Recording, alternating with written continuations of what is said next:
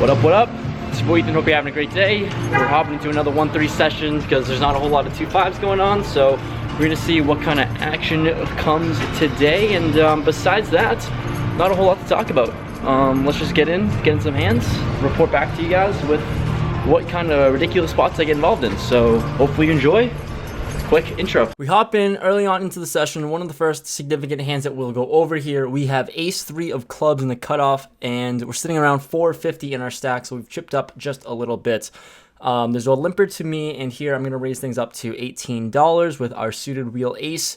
The button, small blind, and limper make the call on this fairly active table. So we are off to a flop. Flop comes 6, 7, 9, 2 spades out there. Action checks to me. This is not a board that I love with only ace high, not really no backdoors. So I go ahead and check, and the button checks.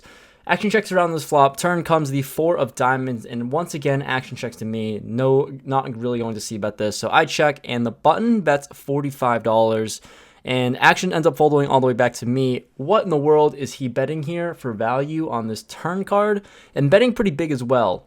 I don't really think he has a hand. Maybe he has an open-ender with an 8, but I feel like that's about it. That's the only reason why he would bet so big, and it's pretty suspicious, him just trying to steal the pot. So here, not believing it, I make the loose call with ace high, just being a little suspicious about his play. So we go to a river, which is the ace of spades. The spade draw gets there, and we have top pair now, so feeling fairly confident with our hand. I mean, if he probably could be betting a spade draw as well, but I think flush draws would also bet the flop. I check, and expecting to be good. When he checks it back, I show my hand ace-3. He shows ace-jack of diamonds, so I guess he was bluffing with the best hand. Got there with an ace and probably could have gotten some value, but at the end of the day, he takes that one down. Next hand, we have ace-queen offsuit in the cutoff. Once again, about 450 in our stack. There are 3 limpers to me. I go ahead and raise things up to $18. Probably should have gone a little bit bigger. Main reason, it's just a fairly active table, and 18 seems a little too small looking after the fact. But regardless, has played 18, and we get 4 whole callers, and we're in position. So we're going to a flop, which comes ace, 10, 8, 2 spades out there. So top pair, pretty good kicker. Small blind open jams, $126 total, and action folds to an early position limper, who tanks for a long time. Here, I mean, assuming he's going to fold when he tanks for like 3 to 4 minutes, I'm going to be snap calling this small blind jam all the time. It just smells like a draw like 8 times out of 10.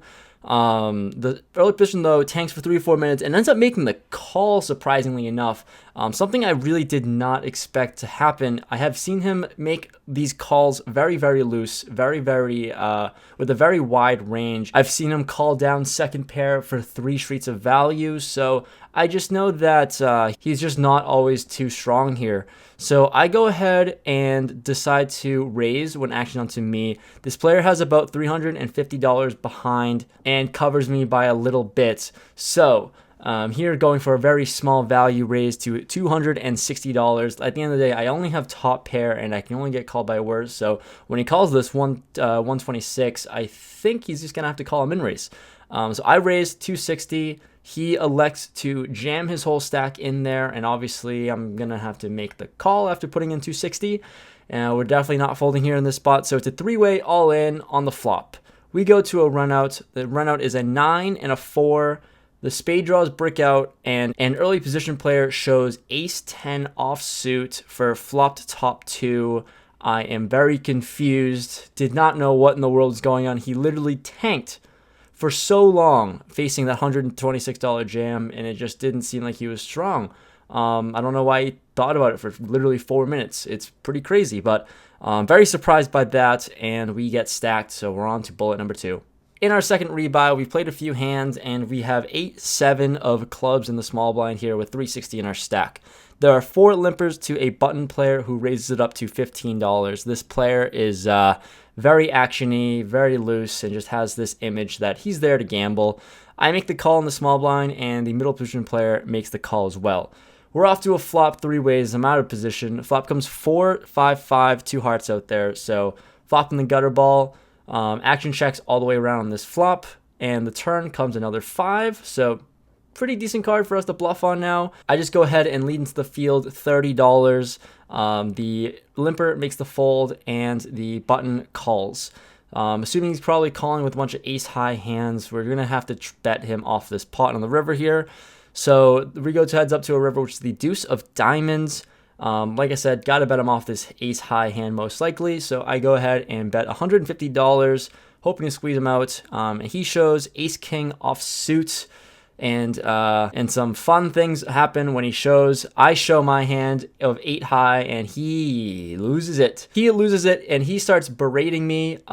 Curtis is the name. CJM making a lot of racist comments here at Encore.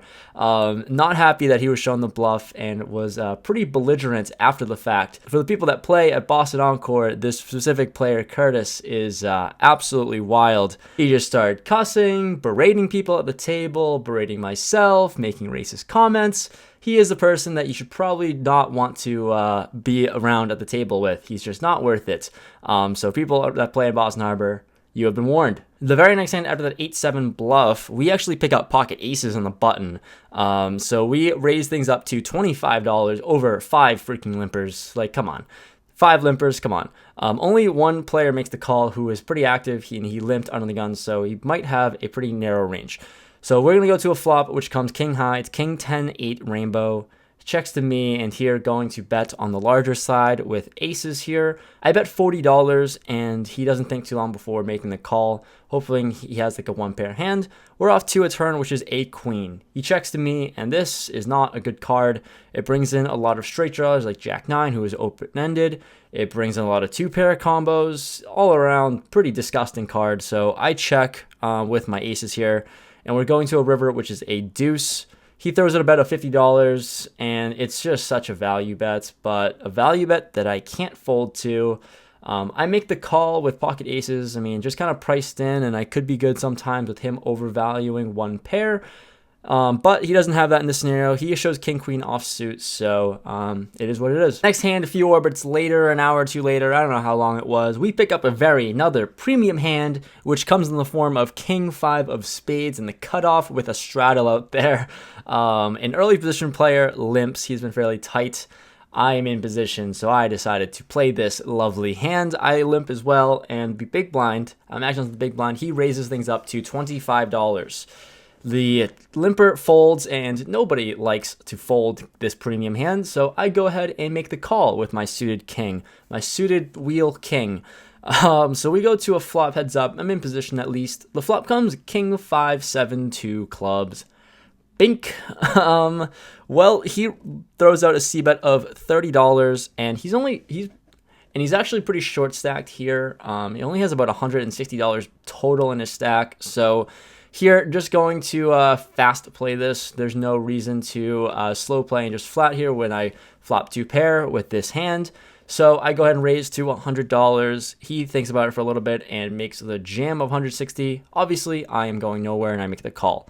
We're off to a run out. Let's try to hold, and the turn is pretty good for us. It's another king, so we boat up, and the river is a 10, and he shows pocket aces.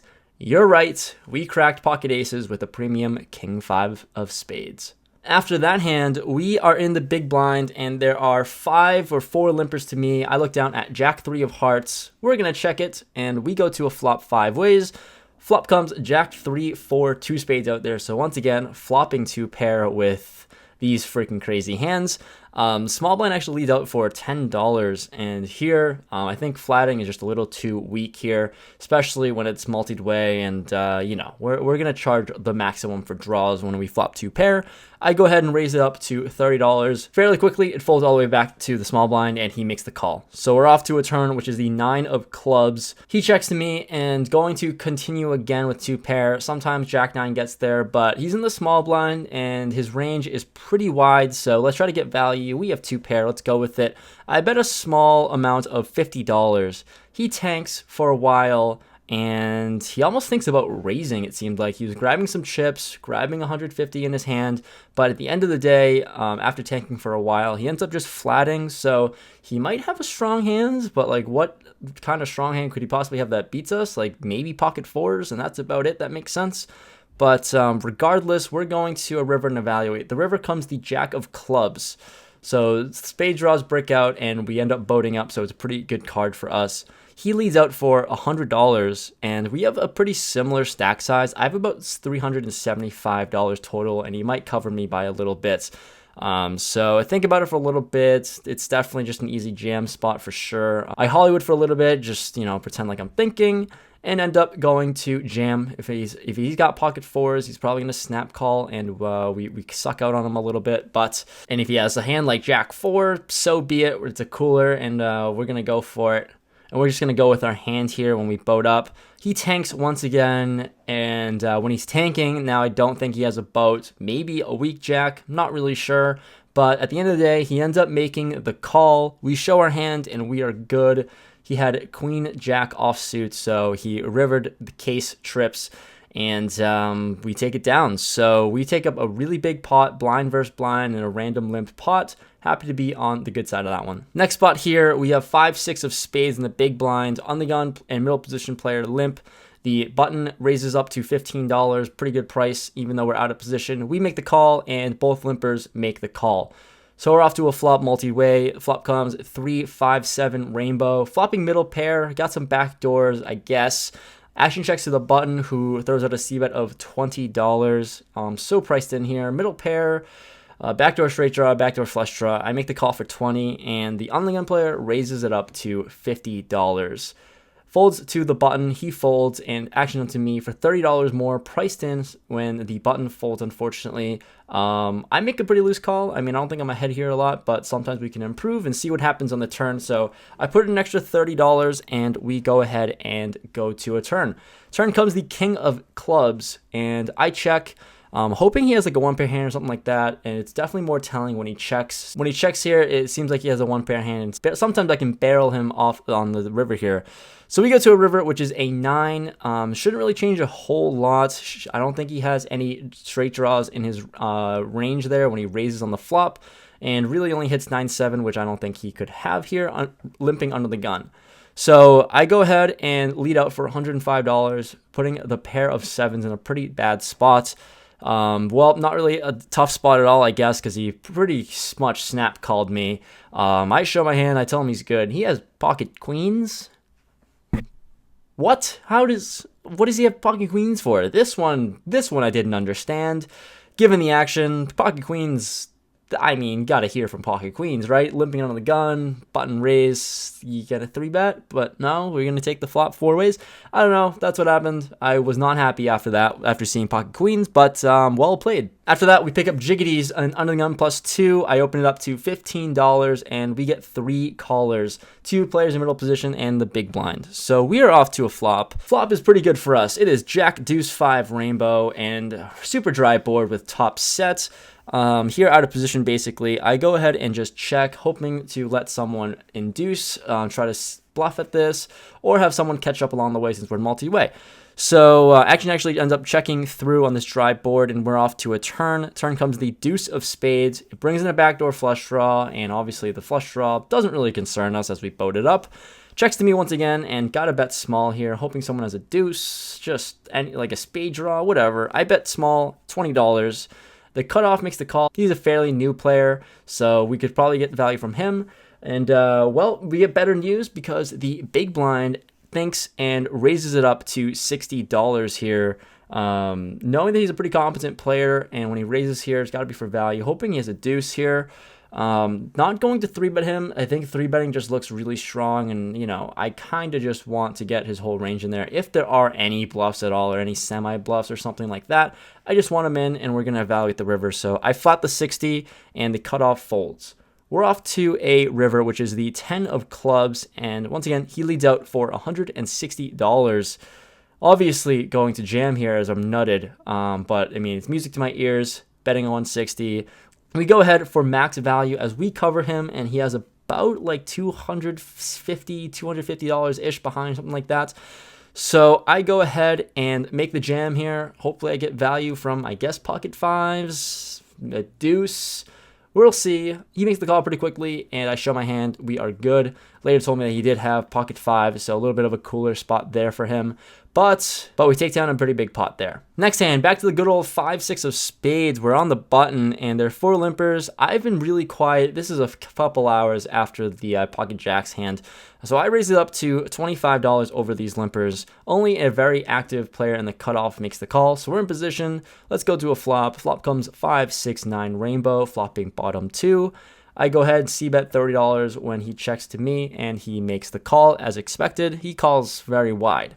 We're off to a turn, which is the queen of clubs, brings in a backdoor flush draw. He only has about like $110 in his stack, so I go ahead for a weird sizing when he checks. I bet $75, and music to our ears once again. He elects to jam all in with bottom 2 pair. We're calling, and we're off to a river, which is the jack of diamonds, so we'll see what he's got. He's got a hand that we didn't see coming. Pocket 6s for a flopped set. Unfortunate there that we paid him off. Unfortunate spot for us there. We're just going to lose some money. Next spot we get involved in, pocket aces in early position. There's an on the +1 who open limps. I raise it up to $18, and there are 3 whole callers around. So we're going multi-way once again to a flop, which comes 5, 6, 7, 2 hearts, and a diamond note there. Not containing the ace of hearts, so when it checks to me, this is just a really gross board. I think I can actually just check this a lot. I mean, I can give out a free card. We're playing multi-way. I'm not really getting people to fold their draws on this flop anyways, and I could easily be behind, but I elected to just try and c-bet, charge the combo draws that are out there, the millions of combinations of combo draws that anyone could have. So I bet $35, which is probably a mistake, and the cutoff and the small blind make the call. Here, when I get 2 callers, we're just shutting down, probably just going to fold, whatever. This is a pretty bad spot to be in. We go to a turn, which is the 8 of hearts, so flush draw gets there. There's a 4-liner out there. We don't have anything, really just going to give up here. Action checks to the player in the cutoff who bets $75.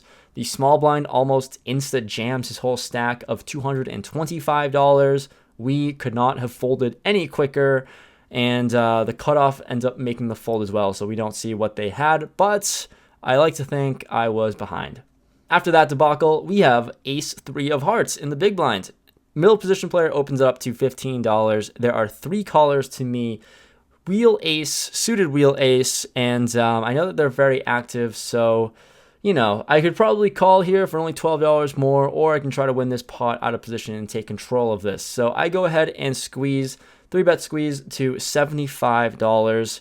It ends up being a pretty terrible decision because we get 3 callers.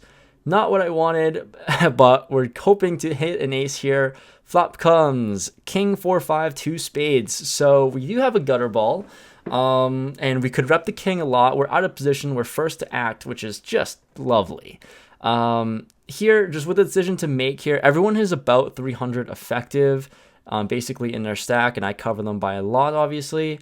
So, you know, there's no rhyme or reason to this play, but I decided to just continue with my story after 3-betting. I go ahead and throw out a bet of $200, basically committing myself if anyone was to jam, basically committing anyone who calls this $200 that their pot committed here, given their stack size.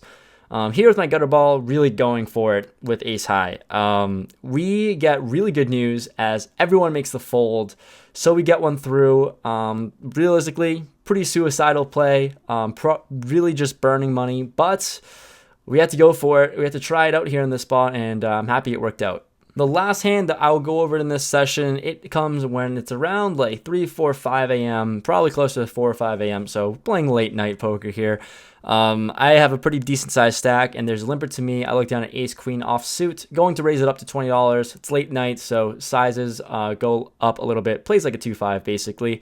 I raise this 20. The player to my left makes the call. The big blind ends up 3-betting to $75. He is fairly recreational and also has been active all night. Out of position. Not really sure what his 3-betting range could be. I make the call with ace queen offsuit, and the player to my left makes the call as well. So we're off to a flop. The player to my left only has like 125 behind, so not too worried about him. But we're going to a flop, hoping to find a decent flop for us. We flop queen, queen, 4 rainbow. So basically, pretty good flop. Yeah, this is what we're looking for. We get better news as the big blind just open jams his whole stack of over $300. What in the world is happening? He jams $300 into 225. Obviously, I am calling here. The player on my left doesn't have a whole lot, so I just snap call this. He folds pretty quickly, and we're off. The run out comes the jack, and the river is a 7. So expecting to be good here. I have him flip over his cards first.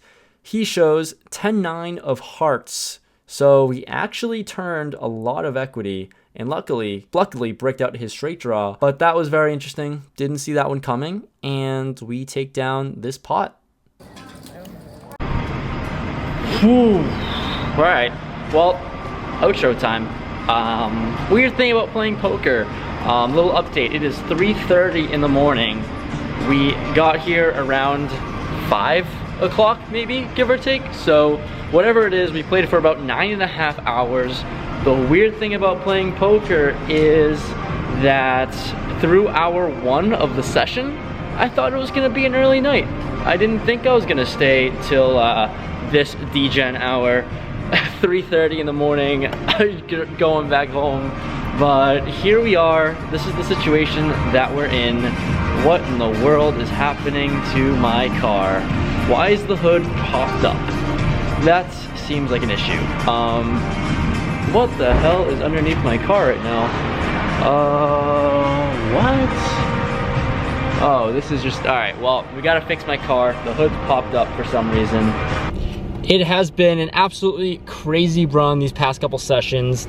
After the 2-5, or after the 5-10 disaster, we've been running it up in these 1-3 games. I don't know what's going on. Like, I'm just running really well, and I mean, just that's it. That's about it, I think. That's all I can attribute to is really good run good. People are jamming full stacks into me when I'm nutted. So, like, it's been a good run so far. Besides that, there's really not much to say. Oh, I didn't even go over the numbers for you guys. So played for 9.5 hours. I was in the game for 600, out of the game for 1780, and yeah, that's it. It's pretty fat. So there's a lot of hands that we went over, and we didn't go over nearly any of the hands, or going over I can't even talk right now. It's so late, but it's almost 4 a.m. It's crazy. We went over a lot of hands, but not all of the hands, obviously. I mean, we were playing short-handed, like 6-handed for a majority of the time, or not a majority, but at least an hour or two playing 6-handed during this late night action, and just freaking, it was wild. I was picking up hands, and 6-handed I actually enjoy. I really like playing short-handed 1-2, 1-3 games, just because I'm just more comfortable playing short-handed compared to others. But anyways, wrapping up this video, hopefully you enjoyed the vlog. Hopefully you enjoyed the hands and sweating through some stuff. The ace 3 of hearts hand that I 3-bet and got 3 callers and just led out into it with ace high. Little bit suicidal, but lucky that we got it through. We did have the gutter ball, I guess, and I thought my ace would have been good if we got called by a king, but luckily that didn't happen. So, besides that, wrapping it up, thank you guys so much for watching. Leave a like if you enjoyed, that would be freaking awesome. Follow me on my second channel. I post every single day that I'm not posting here. Follow me on Instagram, all that fun stuff. I post there daily. So besides that, we are ending this video now. Peace out.